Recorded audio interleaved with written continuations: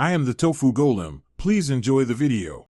In this video, I will show you how to make delicious tamarind sorbet. First, gather about 1 pound of fresh, ripe tamarind pods. Carefully remove the brittle outer shells and any stringy fibers. Once peeled, place the tamarind pulp into a bowl and pour 2 cups of hot water over it. Let it soak for at least 30 minutes.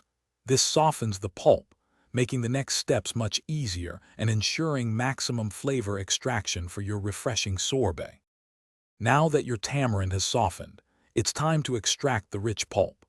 Vigorously mash the soaked tamarind with your hands or a sturdy fork, breaking it down thoroughly. Next, press the entire mixture through a fine mesh sieve, using the back of a spoon to push through as much pulp as possible while leaving behind the seeds and fibers. You should aim to collect about 1 1/2 cups of smooth, concentrated tamarind pulp for your sorbet base. With your tamarind pulp ready, let's create the sorbet base.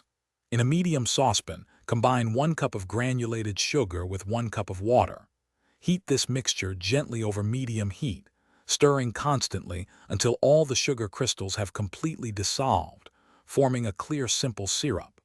Once the syrup is ready, remove it from the heat and stir in your 1 1/2 cups of smooth tamarind pulp. Mix thoroughly to combine all the flavors evenly.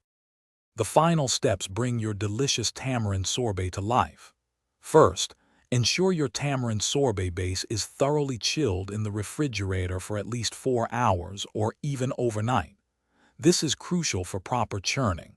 Next, pour the cold mixture into your ice cream maker and churn it according to the manufacturer's instructions, typically for 20 to 30 minutes.